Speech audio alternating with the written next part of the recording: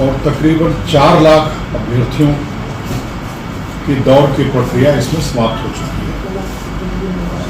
उस 4 लाख अभ्यर्थियों की दौड़ की प्रक्रिया में एक्चुअल जो अटेंडेंस हुआ है, जिन लोगों ने एक्चुअल दौड़ में जिन लोगों ने हिस्सा लिया है, वो तकरीबन 1,87,704 है।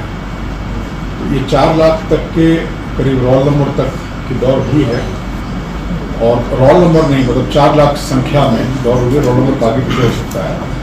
इसमें 1,87,704 लोगों ने दौड़ में हिस्सा लिया है, और जो सफल हुए हैं दौड़ में और चेस्ट नापी के बाद जो उनका भरता था, वो 1,17,031 लोग अभी तक सफल हैं। अभी तकरीबन 1,13,14,000 की दौड़ अभी और बची हुई है। तो हमारे जो 6 केंद्र हैं, चयन परिषद 1 है रांची स्मार्ट सिटी में, चयन परिषद 2 है झारखंड जगुआर रांची में, 3 है पुलिस केंद्र गिरिडीह में, 4 है JPTC पद्मा हजारीबाग में, 6 है जमशेदपुर CTC मुसाबनी में, और 7 है साहेबगंज जैप 9 के परिसर में। तो इन सब जगहों पर अब हम लोग जो 2 दिन का हमारा बचा हुआ था 3 और 4 का, ये हम लोग 10 तारीख से प्रारंभ करेंगे। इसी महीने के पहले हम लोग प्रतिदिन 6,000 लोगों को बुला रहे थे। अब यह निर्णय हुआ है कि प्रतिदिन 3,000 लोगों को हम लोग सभी केंद्रों पर आमंत्रित करेंगे। तो जिनकी दौड़ 3 तारीख को थी, 3 सितंबर को थी, वे अब 10 और 11 को, पहला 3,000 10 तारीख को, अगला 3,000 11 तारीख को दौड़ेंगे। जिनकी दौड़ 4 तारीख को अंतिम में, वे अब 12 और 13 को दौड़ेंगे। तो ये 6 केंद्रों की बहाली जो है, ये 13 तारीख को हम लोग समाप्त हो चुके हैं। उसके बाद हमारा बचेगा पलामू का चियाकी केंद्र। तो यह निर्णय लिया गया है कि पलामू के चियाकी केंद्र में जिन लोगों की दौड़ बची हुई है, उनकी दौड़ अब पलामू में नहीं करके उनको शेष जो 6 हमारे जगह हैं, उन 6 स्थलों पर उनको डिस्ट्रीब्यूट कर दिया जाएगा। तो ये चूँकि 14 से लेकर के 17 तक अवकाश है, उस बीच में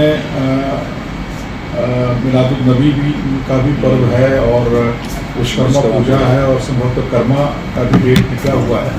तो इसलिए 14 से 17 हम लोग कोई बहाली नहीं कर पाएंगे, और 17 को तो विश्वकर्मा पूजा के दिन तो गाड़ियों का आवागमन भी बाधित रहता है। 18 नहीं, 19 और 20 को जो पलामू के जो लोग बचे हुए हैं, पलामू में 42,000 लोगों की नियुक्ति अभी बची हुई है।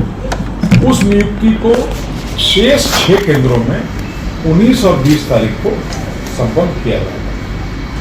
JSCC के द्वारा कल से लेकर परसों तक ये जो परिवर्तन हो रहा है डेट का और स्थल का, ये हम लोग कल से परसों तक उनका एडमिट कार्ड जो है, फ्रेश एडमिट कार्ड उनके साइट पर अपलोड हो जाएगा। तो जो अभ्यर्थी है वो एडमिट कार्ड अपना अपलोड कर सकते हैं, उनको पता चल जाएगा कि किस तारीख को किस सेंटर पर पहुंचना है। इसमें 2-3 चीज और मैं बताना चाहूँगा कि हम लोगों का ये प्रयास होगा कि 8, सवा 8 के बाद हम लोग दौड़ नहीं करें। मतलब हम लोग 7, साढ़े 7 तक सारे जो अभ्यर्थी उस दिन, जिनको 10 तारीख को दौड़ना है, जिनको 11 को, जिस तिथि को जिनको दौड़ना है, हम लोग की अपेक्षा रहेगी, और हम लोग इस बात को प्रेस ब्रीफिंग में भी दे रहे हैं और नोटिस में भी सभी जगह देंगे कि वो लोग अभ्यर्थी 7, साढ़े 7 तक अपने केंद्र में निश्चित 7 बजे तक पहुँच जाए। 6 बजे मैंने एक बार 7 के पहले पहुँच जाए, ताकि उनका पंजीकरण करते हुए उनकी दौड़ की स्थिति हम लोग उस दिन बना लें। तो ताकि हम लोग 9, सवा 9 के बाद हम लोग दौड़ नहीं कराएं। ये एक सरकार का है कि थोड़ा मौसम जब तक कूल रहता है तब तक हम लोग दौड़ करा दें। दूसरा, ये जो जिन अभ्यर्थियों की मृत्यु हुई है, उसमें कुछ लोगों का तो सडन डेथ हुआ है, दौड़ते समय गिरे हैं, फिर अस्पताल तक पहुंचते पहुंचते उनकी मृत्यु हो गई है। कुछ लोगों की अस्पताल में ट्रीटमेंट हो गई है। तो अभी तक चूँकि इनका यूडी केस दर्ज हुआ है, इनका पोस्टमार्टम हुआ है, पोस्टमार्टम के बाद इनका बाकी का जो परीक्षण है वो FSL और मेडिकल टीम के द्वारा किया जा रहा है। तो फाइनल रिजल्ट आने में थोड़ा समय लगेगा, लेकिन अनुमान ये है कि इसमें से काफ़ी लोगों की मृत्यु जो हुई है वो हार्ट अटैक से, हृदय गति रुकने की वजह से हुई है। अब ये हृदय गति जो रुकी है ये विभिन्न कारणों से हो सकती है। कई बार कोई लंबी बीमारी रही हो, किसी तरह का कोई लंग्स में इन्फेक्शन रहा हो, तो ऑक्सीजन की कमी और इन सब चीज़ों की कमी रहती है जिससे कि घटना घटती है। तो हम लोगों का ये आग्रह होगा सभी जो शेष जो अभी 1,14,000 अभ्यर्थियों का भी होना है, 4 लाख का हो चुका है, 1,14,000 अभ्यर्थियों का भी हमको टेस्ट कराना है।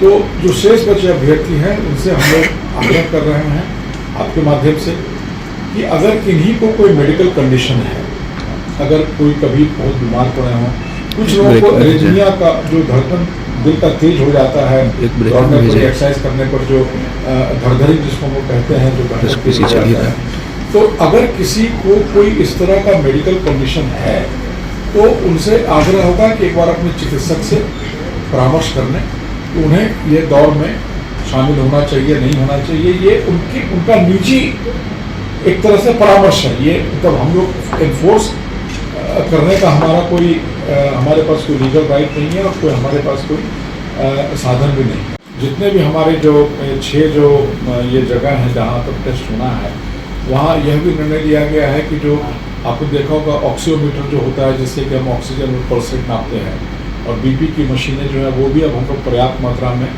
सभी जगहों पर रखेंगे, ताकि किसी को दौड़ के दिन भी अगर किसी को लगे कि हमारी तबीयत ठीक नहीं है तो वो वहाँ अपनी जांच जा करके दौड़ के पहले भी करा सकता है।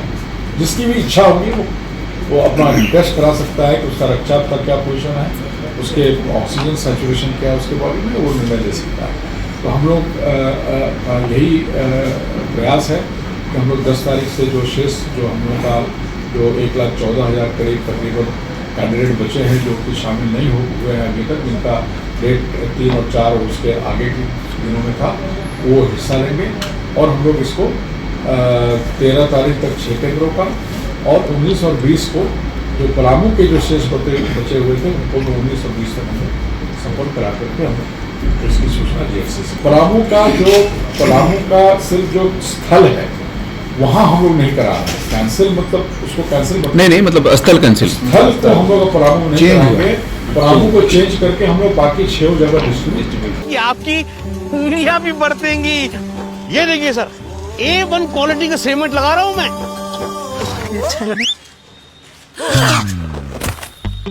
मजबूती का सारा ठेका हम ही लिए हैं का? अरे बॉडी विदाउट स्ट्रॉन्ग बोन किस काम का? देखिए, मजबूत घर चाहिए तो अच्छे सीमेंट के साथ अच्छा सरिया भी लगाइए, तभी तो ऐसा घर बनेगा जो पीढ़ियां बरते। तो कौन सा TMT लगाएं? अरे एक ही तो है, भारत का सबसे भरोसेमंद Saluja gold TMT bars. Extra strong, higher earthquake resistance, flexible, better bonding with cement और सालों का भरोसा। निर्माण में मजबूती चाहिए तो अच्छे सीमेंट के साथ लगाइए सिर्फ सलूजा गोल्ड TMT। अब सही पकड़े हो कॉन्ट्रैक्टर बाबू। सलूजा गोल्ड TMT बार, मजबूती सब कुछ है।